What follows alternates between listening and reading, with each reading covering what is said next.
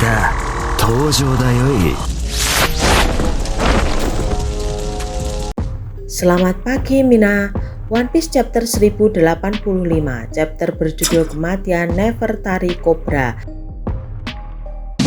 Dan di dalam chapter kali ini kita mendapatkan satu cover request dari nakama yang bernama Ringo Yama, di mana dalam cover tersebut Franky memberikan semangat kepada bayi kura-kura yang baru saja menetas, dan bayi kura-kura tersebut siap mengarungi lautan untuk proses kehidupan. Yahoo Mina, lanjut kita masuk ke pembahasan chapter 1085 tanpa ghosting lagi. Siapkan kopimu, mari kita arungi.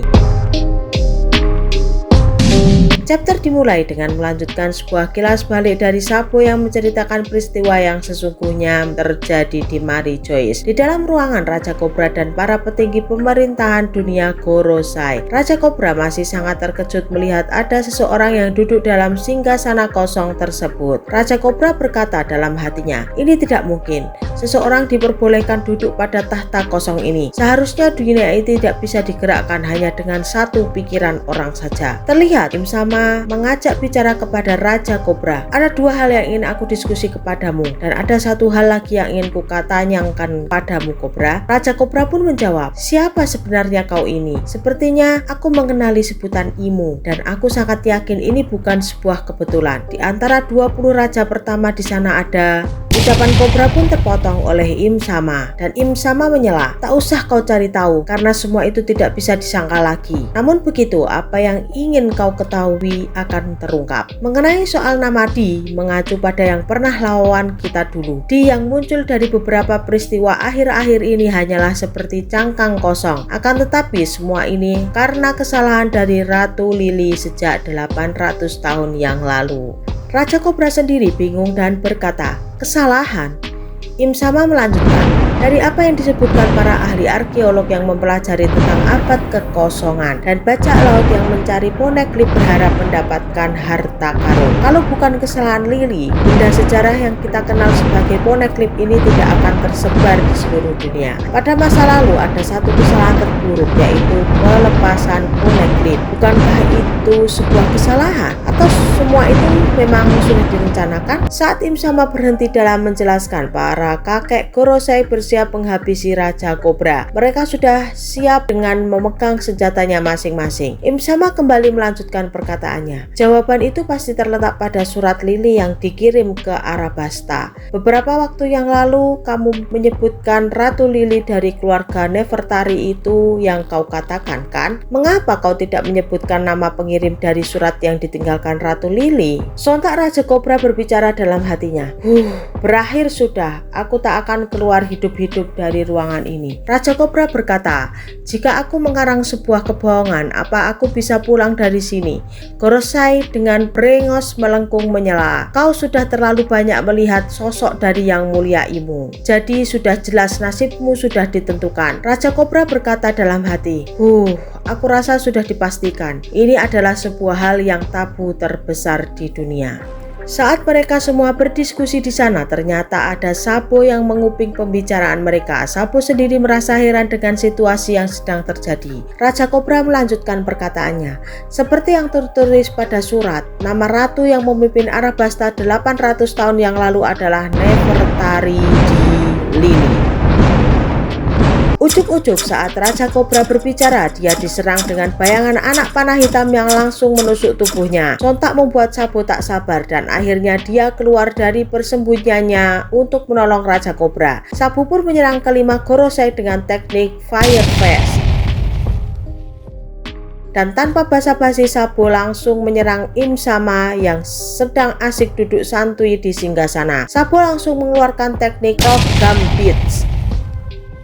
Serangan dari Sabo ini membuat mereka semua marah besar. Im Sama sendiri kaget dengan kemunculan Sabo secara tiba-tiba. Dari mana kau datangnya? Dan karena serang Sabo secara tiba-tiba ini, para Gorosei sontak berubah wujudnya menjadi perubahan seperti monster. Begitu pula Im Sama yang berubah menjadi monster yang sangat menakutkan dengan mulut yang begitu besar. Im Sama dalam wujud monster pun mampu meredam serang api Sabo dengan cara memakannya. Terlihat Sabo sudah dikepung oleh 6 monster yang menyeramkan ini. Sabo sendiri merasa bingung dan berkata, Aku kira sekali serang pada mereka bisa mengenai mereka semua. Kalau dipikir-pikir, ternyata puncak dunia akan seperti neraka jahanam kalau dilihat seperti ini. Ternyata Raja Kobra masih terlihat sadar dan berkata, "Kau kakak dari Luffy kan? Kau bagian dari pasukan revolusi kan? Apakah kau bisa membantuku?" Sabo menjawabnya, "Bagaimana kau mengetahui tentang Luffy?" Raja Kobra merespon, "Aku sangat berhutang budi padanya." Dan setelah itu Sabo sambil menggendong Raja Kobra langsung kabur dari kepungan monster tersebut. Terlihat ada beberapa obrolan dari mereka berdua. Raja Kobra berkata, "Kau akan bisa kabur bila pergi sendiri. Sudah terlambat, tinggalkan saja diriku." Sabo menyela, "Aku menyelamatkanmu, Raja Kobra." Raja Kobra meneruskan pembicaranya, "Akhirnya aku mengetahuinya. Aku tidak bisa membiarkanmu mati di sini. Aku butuh bantuanmu untuk menyampaikan pesanku ini pada Luffy dan Vivi. Tolong katakan pada mereka berdua bahwa kita adalah keturunan dari nama D."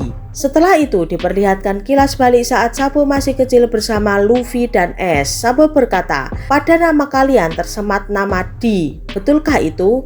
Ace menjawab, "Aku tak pernah peduli dengan nama seperti itu. Aku juga akan menyematkan nama D padamu menjadi Sadibo." Sabo heran dan merasa aneh dengan nama tersebut. Kilas balik pun berakhir.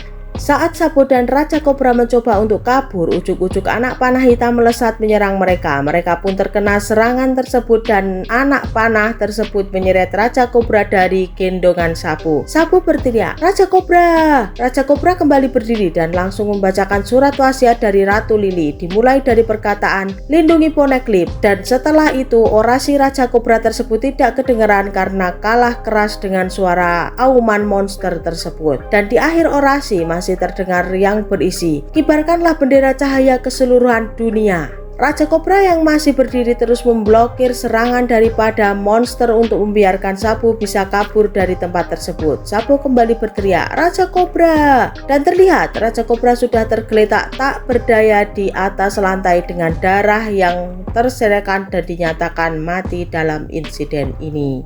Dari kejadian yang menegangkan tersebut, ternyata masih ada orang yang menyaksikan kejadian mengerikan itu. Dia adalah Wapol yang mengintip lewat tembok ruangan. Dengan raut wajah yang keweden, dia pun berlari dan mencoba kabur dari tempat tersebut. Wapol berkata, "Raja Kobra telah dibunuh dengan cara seperti itu. Aku telah melihat kegelapan dan keburukan dari pemerintah dunia. Seharusnya aku tidak pernah melihat ini semua." Sementara panel berpindah ke ruang rapat meja bundar. Mereka mendapatkan pesan bahwasanya Raja Kobra dan Raja Wapol tidak bisa mengikuti rapat ini. Jadi rapat bisa dimulai tanpa harus menunggu mereka berdua. Hamburger, sang pemimpin rapat, berkata, "Apakah sambutan yang penuh semangat tadi membuat dia pingsan? Dia pasti senang atas pembubaran Shichibukai." Sementara Raja Riku menjawab, "Mari kita selesaikan masalah yang tersisa." Raja Neptune menyambung, "Sekarang tentang isu kemerdekaan dari 4 aliansi di negara bagian utara." Sementara di belakang ruang rapat beberapa orang dari ras manusia ikan, Fukaboshi berkata, "Putri Shirohashi, rapat akan segera selesai. Ayo kita tunggu di Red Port, di mana para Tenryubito tidak ada." Shirahoshi menjawabnya, "Aku hanya ingin berbicara sebentar lagi dengan Putri Vivi. Aku juga sedikit penasaran kemana dia pergi." Panel kembali berpindah di ruang tamu dalam kastil Pangea. Terlihat Vivi yang diikat dengan tali oleh para anggota CP0. Vivi berkata, "Apa yang akan kau lakukan padaku? Lepaskan aku. Siapa yang memberi kalian perintah? Akan kuberitahu para seluruh dunia tentang apa yang terjadi di sini." Ternyata Vivi telah ditangkap oleh anggota CP0, Yabura dan Khalifa. Yabura berkata, "Hehehe, bisa diam tidak? Emang kau bisa kabur dari sini? Dasar perempuan keras kepala." Khalifa berkata, "Aku pikir tidak ada satupun orang yang akan menyelamatkanmu. Koran paling akan memberitakanmu sebagai orang hilang. Dan dengan begitu kau akan menjadi peliharaan seseorang." "Bagaimana keadaan Shirahoshi? Apakah dia aman dan baik-baik saja?" CP0 lainnya menjawab, "Kau malah mengkhawatirkan orang lain, sementara kondisimu sedang tidak baik-baik saja. Aku dengar di tempat lain dia sedang aman dan tidak kenapa-kenapa." Vivi akhirnya merasa lega bila Shirahoshi dalam keadaan baik-baik saja. Yapura melanjutkan pembicaraannya. Di sana juga ada berandalan yang menghajar Tenryubito karena mencoba menangkap Putri Duyung. Dan dengan bangganya mereka menyatakan kemenangan. Dan di sudut lain ada Fujitora yang membiarkan para budak pergi begitu saja, di mana kejadian ini membuat Ryokugyu marah dan menjadikan mereka bertarung. Tiba-tiba Vivi mendengar keributan di balik tembok dan secara barbar Wapol menabraki tembok dan memakannya. Secara mengejutkan muncul dari balik tembok dengan wajah yang sangat ketakutan. Wapol berkata, "Tolong selamatkan aku tidak melihat apapun." Sontak kedatangan Wapol ini membuat semua orang terkejut. Vivi bertanya pada Wapol, "Seberapa jauh kau akan pergi, Wapol?" Wapol menjawab, "Aku akan pergi sejauh mungkin, sampai ujung dunia, sampai semua orang tak mengetahuinya." Vivi menyaut, "Oke, aku ikut, ajak aku juga." Saat Wapol dan Vivi mencoba kabur secara tidak langsung, mereka berdua melewati istri Wapol yakni Cinderella. Dia sangat shock melihat ada seorang perempuan yang digendong oleh Wapol. Cinderella terkejut dan berkata, "Apa mereka mau kawin lari?"